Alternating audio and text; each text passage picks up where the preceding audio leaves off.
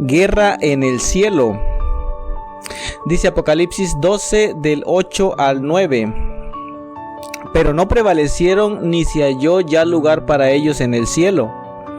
Y fue lanzado fuera el gran dragón, la serpiente antigua, que se llama Diablo y Satanás, el cual engaña al mundo entero.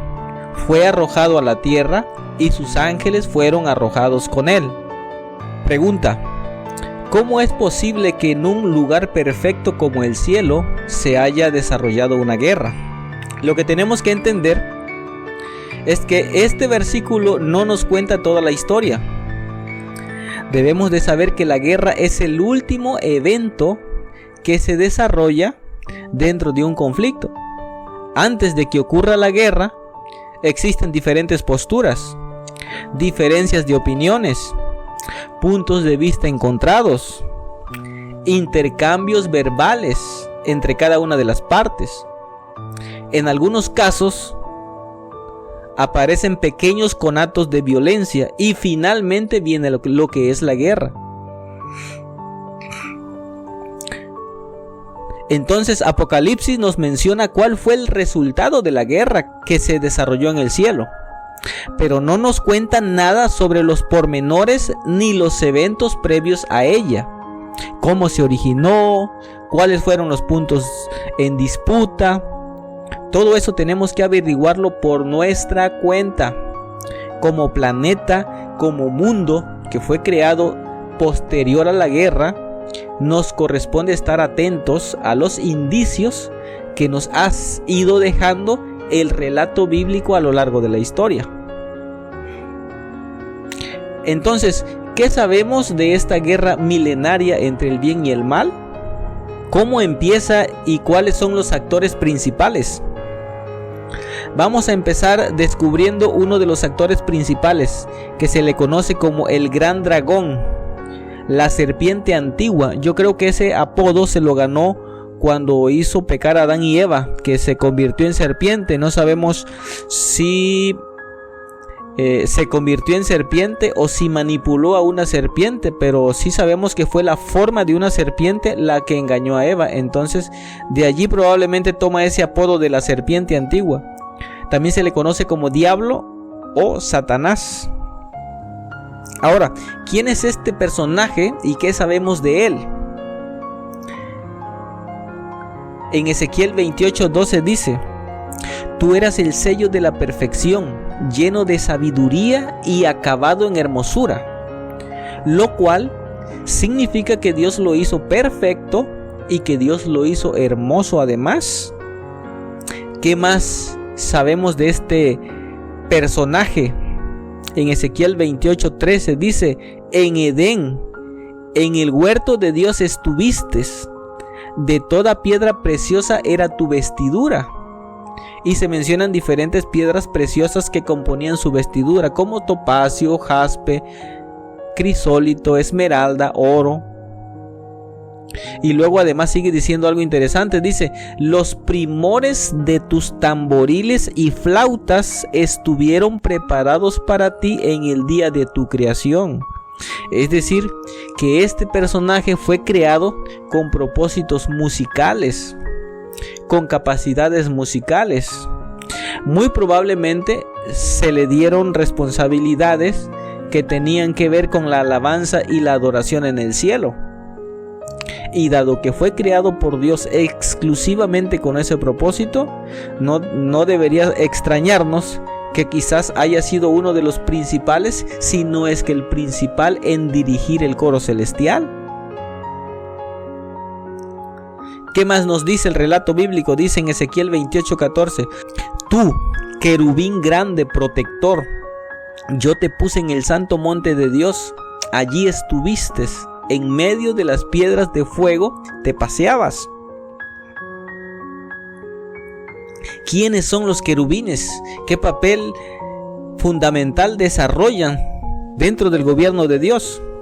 Éxodo 37:9 dice: y los querubines extendían sus alas por encima, cubriendo con sus alas el propiciatorio, hablando del santuario terrenal que Dios mandó a construir a Moisés.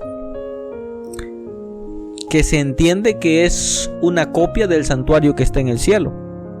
Estos querubines cubrían con sus alas el propiciatorio, y sus rostros el uno frente al otro miraban hacia el propiciatorio. En Números 7:89 dice: y cuando entraba Moisés en el tabernáculo de reunión para hablar con Dios, oía la voz que le hablaba de encima del propiciatorio, que estaba sobre el arca del testimonio, de entre los dos querubines, y hablaba con él. Los querubines tienen la función de cubrir la presencia de Dios, según lo que da a entender Números. En Isaías 37:16 dice: Jehová de los ejércitos, Dios de Israel, que moras entre los querubines. Entonces sí, efectivamente, se entiende que los querubines protegen la gloria de Dios, o algo similar. Apocalipsis 4:6 dice: y delante del trono había como un mar de vidrio semejante al cristal, y junto al trono y alrededor del trono 4 seres vivientes llenos de ojos por delante y por detrás. 4:8 dice: y los 4 seres vivientes tenían cada uno 6 alas, alrededor y por dentro estaban llenos de ojos, y no cesaban día y noche de decir: Santo, Santo es el Señor Dios Todopoderoso. Entonces, a base de esto podemos deducir que los querubines son los seres más cercanos al trono de Dios, y al parecer son seres que cubren la presencia de Dios con sus propios cuerpos y alas. Ahora mira lo que dice Ezequiel 28:15: perfecto eras en todos tus caminos desde el día que fuiste creado hasta que se halló en ti maldad. Es decir, el diablo no nació diablo, el diablo más bien se hizo diablo. Y si vamos a Ezequiel 28:16, dice lo siguiente: a causa de la multitud de tus contrataciones fuiste lleno de iniquidad y pecastes, por lo que yo te eché del monte de Dios y te arrojé de entre las piedras de fuego, oh querubín protector. En otras palabras, el diablo lo corrieron de junto del trono de Dios porque se portó mal. Dice: a causa de la multitud de tus contrataciones fuiste lleno de iniquidad. Bueno, ahora nosotros sabemos que al final del día logró traerse una tercera parte de los ángeles del cielo. Obviamente que tuvo que establecer relaciones, tuvo que formar alianzas, porque un golpe de estado no se fragúa de la noche a la mañana. Lleva planificación, lleva organización, lleva planeación, y todo eso requiere tiempo. En otras palabras, desde que inició la rebelión hasta que finalmente se culminó en una guerra, lo más probable es que debieron haber pasado unos cuantos siglos, o quizás algunos milenios. ¿Qué más sabemos de este personaje? ¿Qué nos dice la Biblia sobre este peculiar personaje? Ezequiel 28:17 dice: se enalteció tu corazón a causa de tu hermosura, corrompiste tu sabiduría a causa de tu esplendor. Eso significa que se le subió la belleza a la cabeza a este querubín grande y protector. Se envaneció. Dice que se sintió demasiado guapo, demasiado bello. Imagino que dijo algo así como: estoy tan guapo que me merezco algo mejor. O sea, algo mejor de lo que Dios le había dado. ¿Y qué será eso mejor que quería el diablo? ¿Qué cosa habrá querido tener? Sigamos investigando. Isaías 14:12 al 14 dice lo siguiente: ¿cómo caíste del cielo, oh lucero, hijo de la mañana? Cortado fuiste por tierra, tú que debilitabas a las naciones. Tú que decías en tu corazón: subiré al cielo, en lo alto, junto a las estrellas de Dios.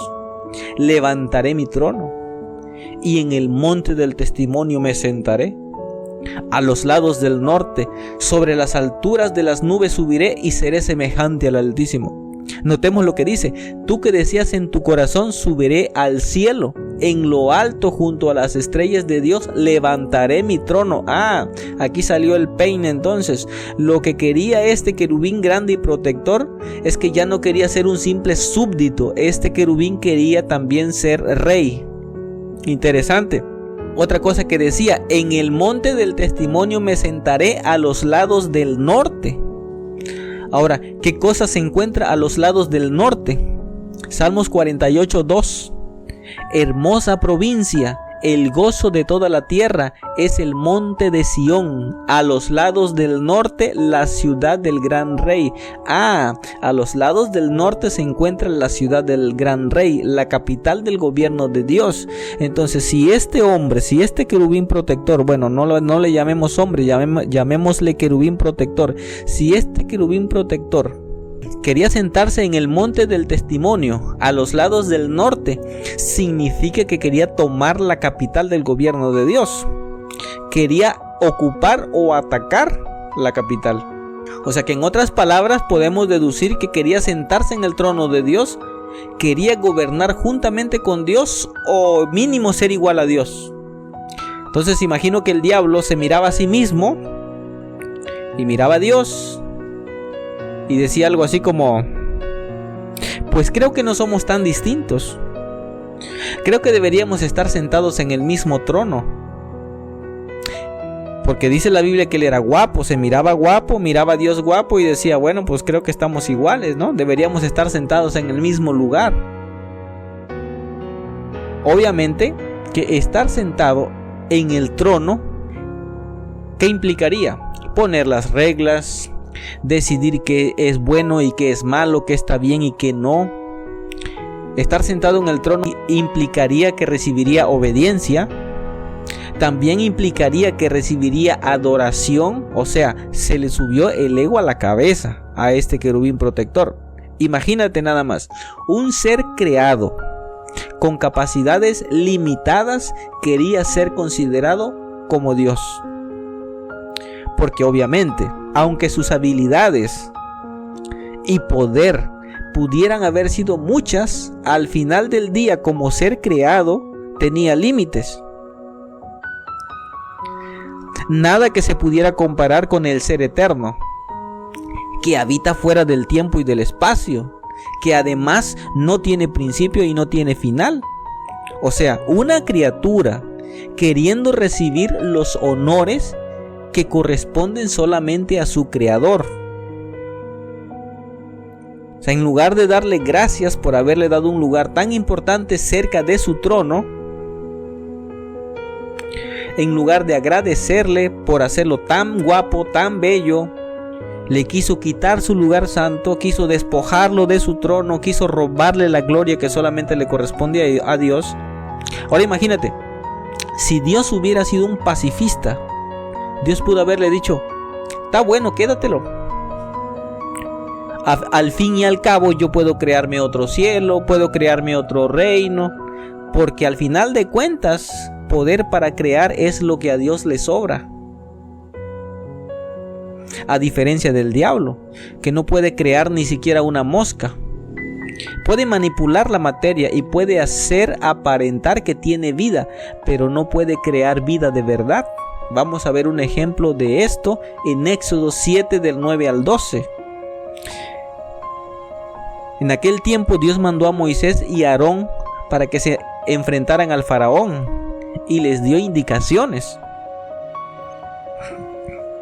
Y les dijo: si faraón les respondiere diciendo: muéstrenme un milagro, le dirás a Aarón: toma tu vara y échala delante de faraón, para que se haga culebra. Vinieron pues Moisés y Aarón a faraón, e hicieron como Jehová lo había mandado. Y echó Aarón su vara delante de faraón y de sus siervos, y se hizo una culebra. Entonces llamó Faraón a sus sabios y a sus hechiceros, e hicieron también lo mismo los hechiceros de Egipto con sus encantamientos. Pues echó cada uno su vara, las cuales se volvieron culebras, pero la vara de Aarón se comió las varas de ellos.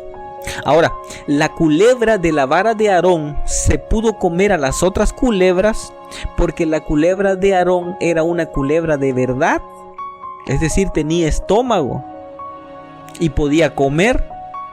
Las otras culebras eran solamente imitación de culebra.